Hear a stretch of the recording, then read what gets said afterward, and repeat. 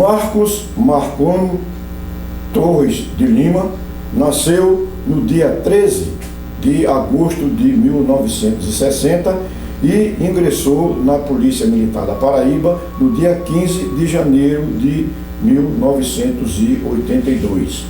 Marconi fez o curso de formação de oficiais na Academia da Polícia Militar do Pau-d'Arco, em Pernambuco, o que foi concluído no dia 15 de dezembro de 1984, com a declaração de aspirantes a oficial.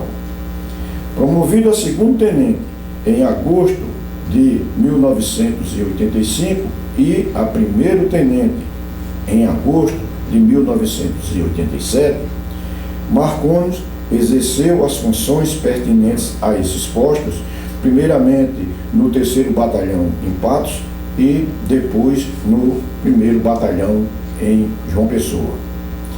Promovido a capitão em agosto de 1990 e agora prestando serviço na capital, Marconi concluiu o curso de Direito na Universidade Federal da Paraíba em 1994 e o curso de aperfeiçoamento de oficiais em 1995 na Academia da Polícia Militar de Minas Gerais. Após esse curso, Marconi voltou a prestar serviço no 3º Batalhão, onde foi comandante de diversas companhias, coordenou a Operação Manzoá naquela cidade e, por diversas vezes, foi subcomandante interino daquele batalhão. Em agosto de 2001, Marconi foi promovido a major e continuou prestando serviço em Patos. Em agosto de 2003, Marconi foi promovido a tenente-coronel e designado para comandar o 2º Batalhão em Campina Grande. Exonerado do comando de Campina Grande, Marconi assumiu o comando do 5º Batalhão no Valentina Figueiredo. Posteriormente, exonerado dessa função, Marconi voltou a comandar o Batalhão de Campina Grande, onde permaneceu até o final de 2006. Ainda como tenente-coronel, Marconi exerceu funções no Estado-Maior-Geral da Corporação e comandou o GAT, sediado na capital. Em maio de 2012, Marconi completou 30 anos de serviço e foi promovido ao posto de coronel e, em consequência, passou para a reserva remunerada no mesmo mês. No posto de capitão, Marconi participou de missões de paz promovidas pela ONU no continente africano, uma em Moçambique e outra em Angola. Neste vídeo, Marconi vai nos relatar a experiência que teve nesses acontecimentos. Primeiramente, ele faz uma referência ao pioneirismo das polícias militares ou dos integrantes das polícias militares participando desses eventos, relata como foi o processo de seleção e de treinamento para atuar na missão, descreve na sua visão como as condições socioeconômicas daquela população, relata como eram realizadas as patrulhas para execução do que era determinado pela ONU e, por fim, ele apresenta documentos e peças relacionadas com aqueles eventos. É o que veremos a seguir.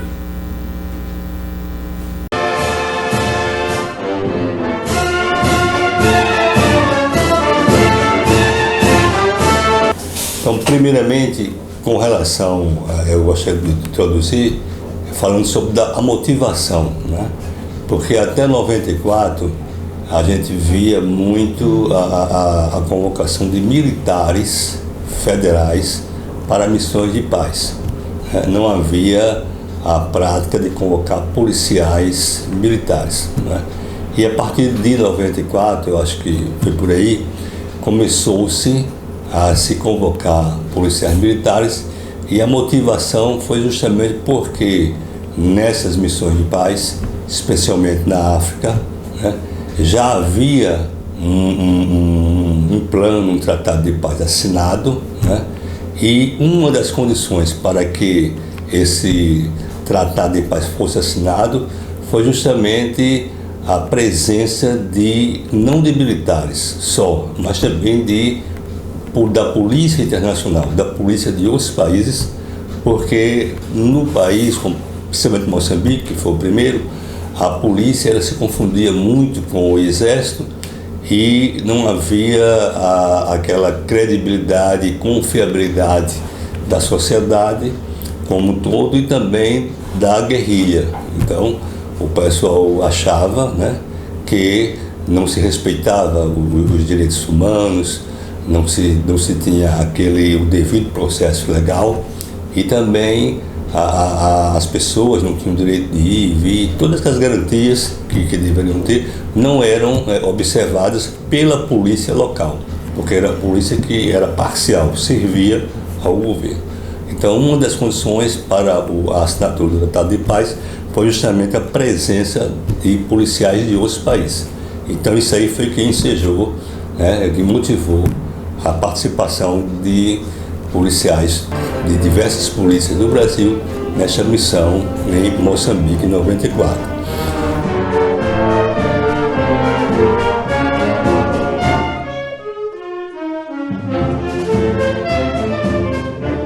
Então a convocação se deu através da IGPM. Dentro da IGPM tinha um órgão que era o COTER, que era o Comando Terrestre, e esse órgão fez, né, a ingerência junto ao Comando Geral e ofertou 5 vagas para a Polícia Militar da Paraíba, né? A partir daí nós nos voluntariamos. A princípio nós tínhamos 18 oficiais candidatos interessados a participar desta missão de paz. Mas as informações eram muito poucas, né? Muito poucas mesmo. O que tinha na convocação era a missão, o que o policial iria fazer, né? De forma assim bem sucinta, as exigências, né? No caso era dirigir veículo 4x4, entabular o idioma inglês, que quer dizer ouvir, né? Fazer-se entender e ouvir, entender o idioma inglês. E uma bateria de exames médicos que deveriam ser feitos, né? E mais informações sobre a missão, como a missão se desenvolvia, a gente não tinha, era muito pouco. O próprio a IGPM não tinha como oferecer essas missões. Então, dos 18 que a princípio se voluntariaram, começaram a desistir porque não havia informações concretas sobre a missão. Sabia-se que havia já lá PMs do Rio Grande do Norte, lá, né? E a gente tentou contato com a PM do Rio Grande do Norte, conseguia até falar com um familiar lá desses policiais que estavam lá em Moçambique. A informação que tinha é que eles estavam em missão, a comunicação era muito difícil, eles faziam contato a cada 3, 4 meses via correio, né? A comunicação via telefone quase não existia, então até os próprios familiares do pessoal do Rio Grande do Norte não tinha muita informação para a gente. Então no final ficou os 5 voluntários, né? Foi o Coronel Alfredo, pela antiguidade, Coronel Alfredo, Capitão Marconi, Capitão Marcos,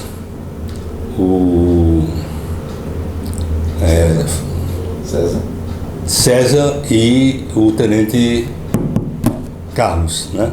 Então, esse pessoal, a princípio a gente se inscreveu, não houve uma aferição, né, da questão do idioma inglês. A gente contratou um professor particular e assumimos o compromisso com o comandante-geral, o Coronel João Batista Souza Lira, de até a convocação a gente ter uma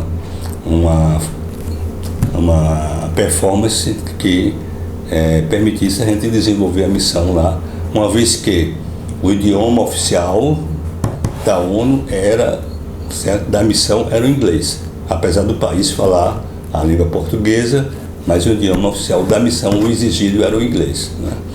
E essa convocação demorou, porque eles fazem oferecem as vagas, né? E eu acredito que passou uns 4 a 5 meses até o processo ser levado a cabo e chegar as passagens aqui para a gente embarcar. Tá?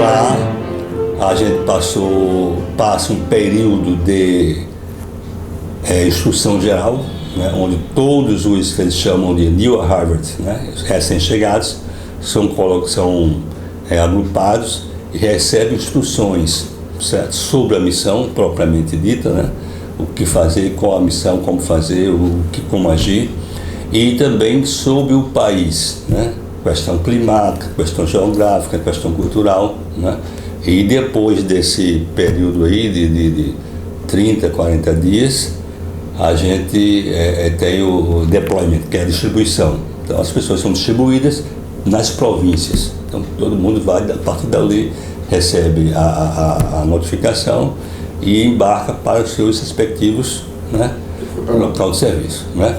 Então eu fui designado para a região central de Moçambique, né, na cidade de Chimoio, que era uma cidade montanhosa e fria, né? E ela ficava a 30 quilômetros da fronteira com esqueci o país inglês lá, rapaz. Não é o Zaire, é um país lá próximo, entendeu? E país relativamente desenvolvido, que não estava na situação de Moçambique. É colonizado pelos ingleses e a gente tinha acesso, através da fronteira, livre acesso, né? E se deslocava livremente de Moçambique para este país, né? Para fazer compras e fazer alguma atividade, né? Então eu fui distribuído para lá, eu e o capitão César, né? O tenente Carlos foi para a região norte, que é Tete, né? E o Alfredo e Marcos ficaram em Maputo, na capital. A partir daí nós ficamos lá, ressaltando que quando a gente chega assim que desembarca, né, na missão, pisa no solo da missão, a gente já é recebido por um oficial, né, de finanças, que é Finance Office, e ele já nos entrega o MSA, né, é um contra-cheque, já com aquelas diárias que a gente, a partir dali, vai ter que alugar hotel para passar aqueles 45 dias nesse período de instrução. Mas a gente já recebe no momento que chega no aeroporto, né? Então recebe esse apoio. E tem o MSC, que é o salário mensal, né? Que a gente recebe também nessa sistemática. Então a gente passa esse período, depois de distribuído, e lá em Chimoio a gente ficou lá na região, e a missão estava iniciando naquele exato momento, né? Estava iniciando a missão naquele ano. Então nós ficamos lá, passamos aí uns 30, 40 dias no headquarter de Chimoio, né? Que era o comando regional, que quem comandava eram os australianos, né? E depois desse período de 30, 40 dias eu fui designado para um team site, que fica... Esse team site é como se fosse o equivalente a um destacamento aqui da polícia, né? Deslocamento. Eles chamam lá de time dentro, né? Team site. Esse team site era composto de, dependendo da região, de 5, 8, 10, no máximo 10 componentes. Sempre esses componentes de nacionalidade diferentes. Nunca se coloca 2 brasileiros, 2 africanos, sempre países diferentes, né, para ver essa interação. Então eu fui para o Chitobe, que era essa região. Fui eu, tinha um português, um indiano, um Bangladesh, um Sri Lanka, tinha um parece que Bolívia. Eu sei que ao todo eram 10 integrantes, né? Então a missão lá nesse team site, porque a missão ela varia muito de acordo com a área, né? Essa área aí era uma região altamente primitiva, né? Muito primitiva, inóspita totalmente, né? Então a gente, o deslocamento para lá aéreo tinha que ser de helicóptero, por terra não tinha como, por colocação de minas, né? E ainda não tinha havido aquele trabalho de levantamento das minas naquela área ali, né? Então a gente tinha que ir de helicóptero, né? Então montamos lá, no momento que chegamos lá, a gente montamos o team site, né? Toda a estrutura. Então eu tenho fotografias para mostrar aí. Esse team site tinha 5 tendas. Uma tenda era o refeitório, né? A outra tenda era a sala de visitas, a outra tenda era o alojamento. Aliás, são 4 tendas, um alojamento, e a outra tenda era a sala de operações. Então, diariamente a gente tinha um duty office, um dos 10 estava de serviço naquela tenda ali, né? Então ali, nem que ficava ali 24 horas, mas estava sempre atento à comunicação no rádio, né? Era o responsável pela... E tinha no caso lá, tinha patrulhamento, né? Que a gente recebia via CapSat, que era uma mensagem pelo computador, onde a cada 2 dias tinha um patrulhamento nas regiões próximas, né? Então, esse patrulhamento era feito, nesse team site tinha duas viaturas, né? Então essas viaturas faziam esse patrulhamento nas regiões próximas. Tinha patrulha que chegava a ser 200, 300 quilômetros, né? Então a gente se deslocava cedo e nesses locais a gente tentava contato muitas vezes lá com o chefe tribal, que era a autoridade do local. Não havia assim uma constituição do estado lá, não tinha delegacia, não tinha nada, né? Em Angola a gente já fazia esse patrulhamento, mas já fazia contato com o chefe da polícia, com o prefeito, né? Lá não tinha isso aí. Então a missão basicamente nesse team site que eu fiquei era esta, né? E depois teve a questão do recenseamento, né? Onde o pessoal o staff da ONU Eleitoral foi para lá, várias pessoas, civis do mundo todo, para fazer a contagem das pessoas que residiam naquela localidade, né? Vão contactar e anotar e fazer um recenseamento que era justamente para anteceder as eleições, né? E com as eleições, a missão, após o resultado da eleição, o país alcançou a pacificação e a missão foi terminada. Sim.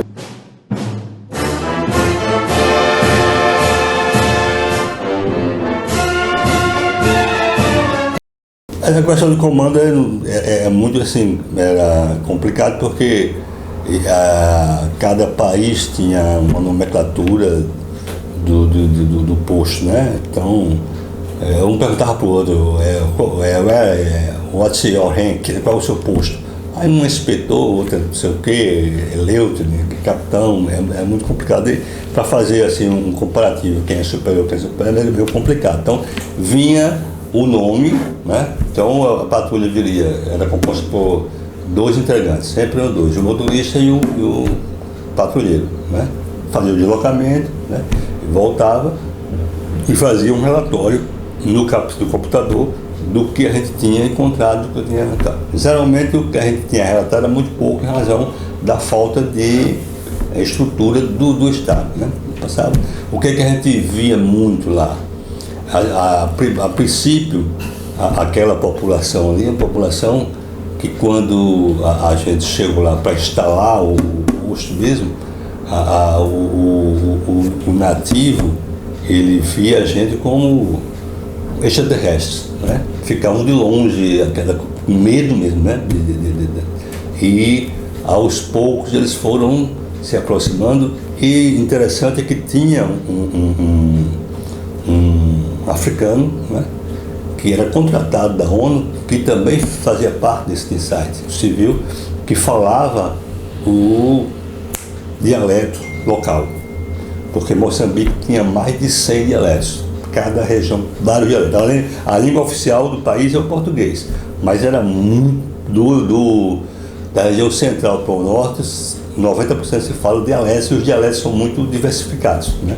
Então tinha esse funcionário, que era, o nome dele era Stan Fox, e esse rapaz se alimentava e dormia, e ele é que fazia a ponte, né, da nossa, né, do inglês para o dialeto, porque naquele local o português não existia, né? Então no patrulhamento sempre ele ia com a gente. Então a gente via, por exemplo, mulheres caminhando com descalças, totalmente descalças. As mulheres usavam os seios à mostra, não tinha nada cobrindo, a capulana, que era um pano, né? Somente um pano na cintura, somente, né? E muito rudimentar, muito água potável, água só para beber, banho não existia, né? Não tinha. Então essa era a dificuldade. A questão logística também, que é bom ressaltar, neste ponto aí, nesse local, era um local onde a ONU dava todo o suporte logístico para os integrantes da missão, né? Então se armava as tendas. Na tenda tinha um gerador, né? Um sistema de 2 geradores grandes. Então a gente tinha que gerenciar esse gerenciamento de energia. Então a energia ligava o gerador de 5 horas da manhã, e às 10 horas da noite tinha que desligar. Isso é a atribuição do duty office, diariamente, né? Tem que fazer essa ligação. Tinha o combustível do gerador, que é o óleo diesel, que também a ONU trazia. E o banho era uma caixa de plástico que ficava em cima do pé de manga lá, e o pessoal tomava banho nesse local, né? A água também, e o poço, que a ONU, quando nós chegamos lá, já tinha havido a perfuração de um poço lá pela ONU, entendeu? Esse poço tinha. E tinha uma latrina, né? Uma latrina, 2 latrinas, que o pessoal chamava Casa Paraguaia, né? Que fazia o buraco na terra e colocava-se aquela caixa, né, de plástico ali para as necessidades, né? Então você tem que se virar com isso aí. E a alimentação, cada um fazia a sua, né? Mas a ONU ela disponibilizava ali desde o talher, né, o guardanapo, carne em conserva, carne moída, tudo tinha, certo? A alimentação era toda, chegava e estava lá no congelador, né? A proteína, tudo congelado, mas tinha, e ninguém tinha como se dizia assim, tinha que comprar, estava tudo lá, tinha que fazer, né? Então essa é a ideia.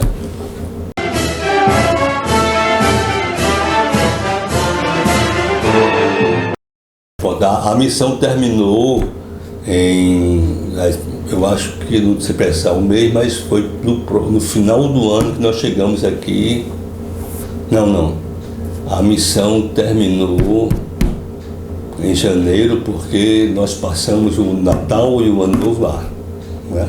Em 95. 95. Eu acho que foi em janeiro, né? Quando terminou a missão, aí a gente faz o check-out, né? E você vai ter que informar tudo aquilo que você recebeu, que se usou, se não usou, está devolvendo, né? E depois recebe a passagem para o regresso para o Brasil, né? Outra coisa interessante também que eu esqueci de falar é a questão dos exames médicos, a questão das vacinas, né? A vacina contra a febre amarela, a vacina contra tétano. A gente toma assim umas 4 a 5 vacinas para poder embarcar, senão não tem como embarcar, né? E, em síntese, o que a gente poderia dizer é sobre isso aí. A questão da desmobilização, que eu fiz no segundo momento, na segunda missão em Angola, é justamente quando a missão ela se prolonga por muito tempo e chega nessa fase do grupo da guerrilha, né? Um dos pontos do acordo de paz é haver esse processo de desmobilização, ou seja, a guerrilha entregar as armas, né, para o governo, e também a apresentação de quem portava as armas, dos homens da guerrilha. Então esse pessoal, e havia em paralelo, em suporte a isso aí, todo o staff da ONU. Então aquele pessoal que estava, por exemplo, que estava sendo desmobilizado, as armas tinham um destino. E o material humano, fazer o que com esse homem? Né? Tinha um homem lá que estava... tinha caso lá de general com 22 anos. General da guerrilha, entendeu? Que foi sequestrado com 10, 12 anos e criou, né, se cresceu dentro da guerrilha, e ali foi... Né, tinha aquela questão da carreira, né, dos postos clandestino, não oficial, né? Do mesmo jeito que não oficial, tinha um tenente e lá também tinha tenente, mas os critérios eram, matou quantos, né? Fez isso, fez aquilo, eram totalmente oficiosos. Então tinha gente lá com 22 anos e que não sabia fazer absolutamente nada, né? Então o processo de desmobilização, ele tinha esse papel de puxar, recolher o armamento, mas também de dar uma atividade a esse pessoal. Quem fazia isso era a ONU. Então tinha um pessoal lá que fazia o recrutamento desse pessoal, né? E esse pessoal ia fazer um curso, né, de profissionalizante, ia fazer um curso lá se fazia muito curso de marceneiro, de oficina mecânica, e tudo isso vinha para a região central. Ali tinha uma estrutura para que esse pessoal passasse de 3 a 6 meses, né, depois da desmobilização, trabalhando, estudando, para que ele fosse exercer alguma atividade. É como um trabalho de ressocialização, né? Então, em linhas gerais era isso. Fui.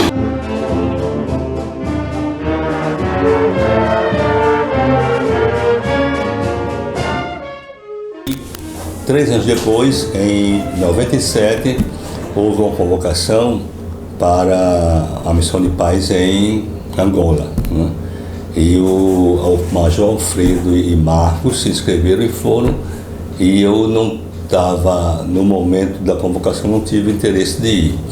Mas 3 meses depois, eu fiz contato com o Colter e conversei com o coronel, falei que tinha interesse de ir, perguntei se tinha alguma vaga, né?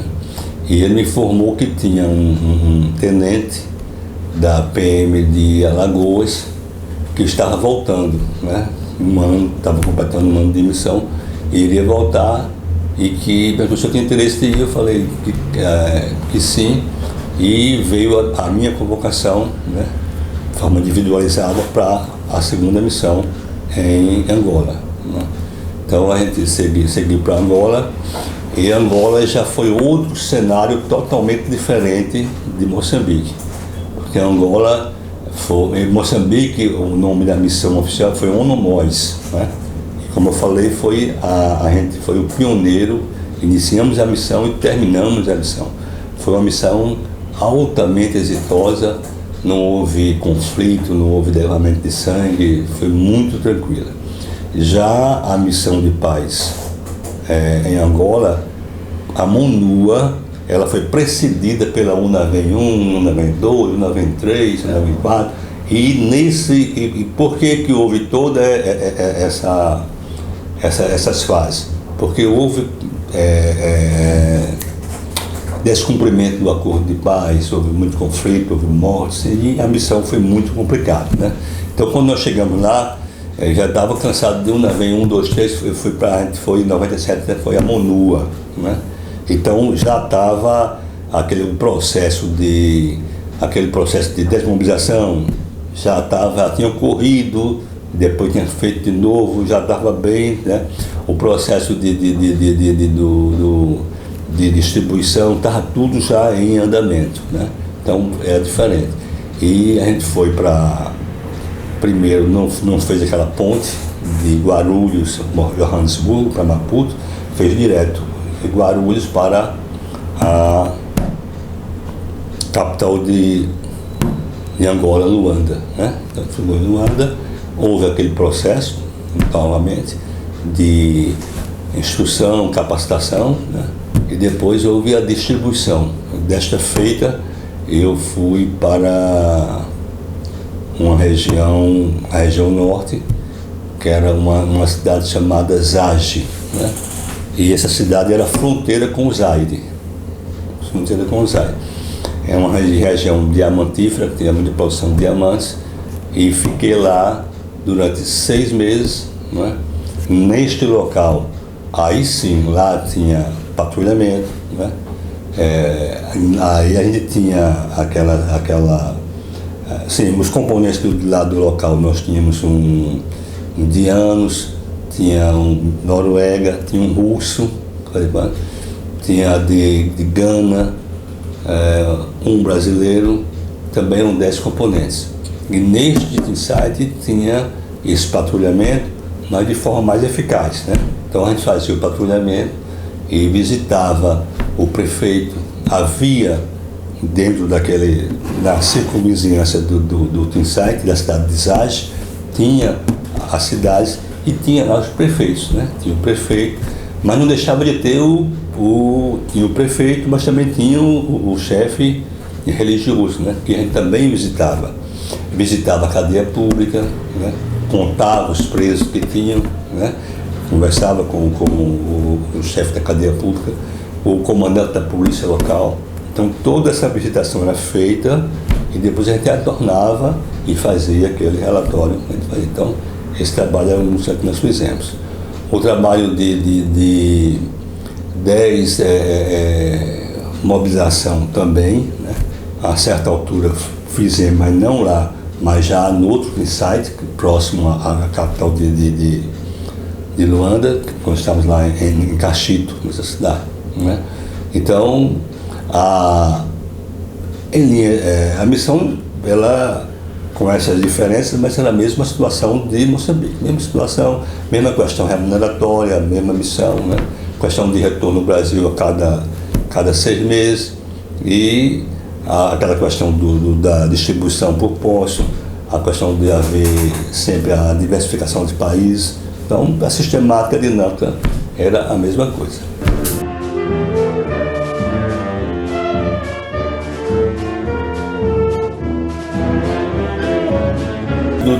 Do relato sobre as experiências nas 2 missões, eu tenho aqui alguma coisa aqui, material que pode robustecer essa experiência, né? Nós temos aqui um registro, né? Registro mensal de observações policiais, né? Entendeu? Registro mensal de observações policiais. Então aqui tenho do mês de julho ao mês de setembro, e aqui consta o meu deslocamento para fins de vacinação contra a hepatite A e B na cidade de Luanda, né? A gente foi vacinado aqui, mas lá também recebia a vacinação. No dia 9 de julho fui designado como team leader da cidade de Andrada. Andrada é a cidade que era o antigo nome da cidade, mas ela passou a ser Zage depois do acordo de paz, né, onde eu servi. No dia 17, proferiu palestra durante a visita do Police Commissaire em Saurimo, né, tendo como tema a atividade da Civipol. Civil justamente é a polícia civil, né, que a gente é polícia militar, mas lá exercia o papel de polícia civil. Não é no sentido de polícia judiciária, mas no sentido de não ser militar, ser polícia ostensiva, né? E no dia 26, seguiu para o Brasil em gosto de CTO. Esse CTO livre significa o seguinte, que a gente trabalhava, o nosso regime não é um regime corrido. Então, cada dia você tinha uma diária e a cada 30 dias você tinha direito a 5 dias de folga. Então você poderia acumular esses 3 dias e ter a cada 3 meses 15 dias de férias, né? Em agosto regressamos para o local. Aqui tem um registro no dia 31 de um patrulhamento na cidade de Buia, né?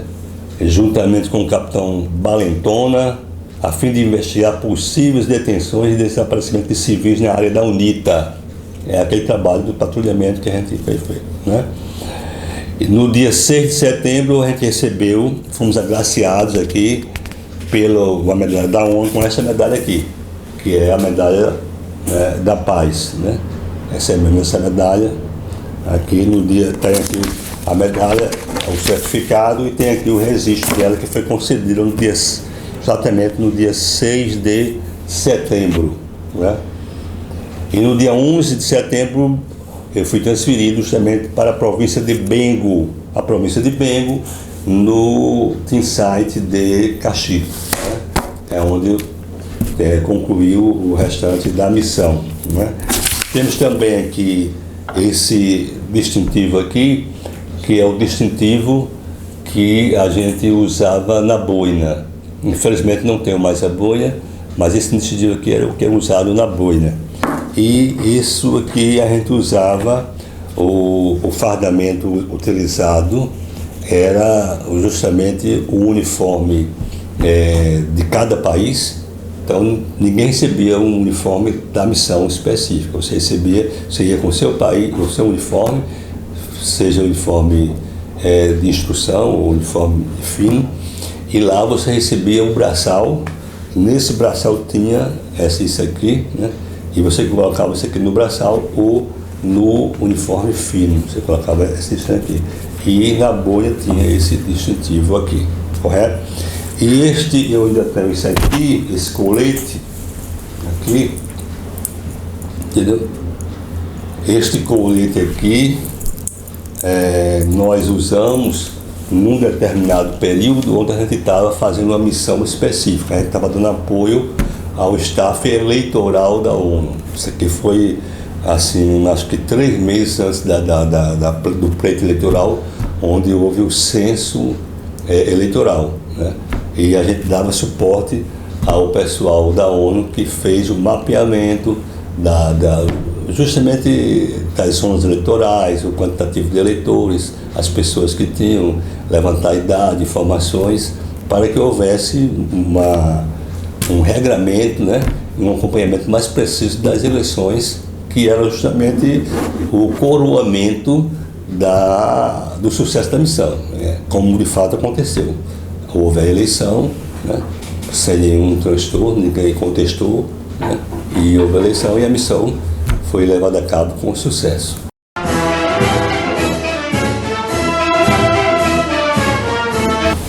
Bom, pessoal, finalizando, eu quero parabenizar o Coronel Batista pela iniciativa e, mais uma vez, reforçar que é sempre um prazer, né, prestar esse depoimento e relatar, compartilhar essa experiência vivida com os companheiros da corporação, contemporâneos e os recém-chegados, porque foi uma experiência pessoal muito gratificante, muito significativa, e profissionalmente também foi uma experiência que contribuiu, né, para meu amadurecimento técnico profissional e para a minha carreira policial militar até chegar à promoção ao último posto, né? Então é sempre um prazer relatar, né? Não sei se o tempo permitiu a gente detalhar com mais precisão a experiência, mas em síntese isso foi o que eu relatei foi a nossa vivência na missão de paz em Moçambique, a UNOMOS, em 94, e em Angola, que foi a MONUA, no ano de 1997.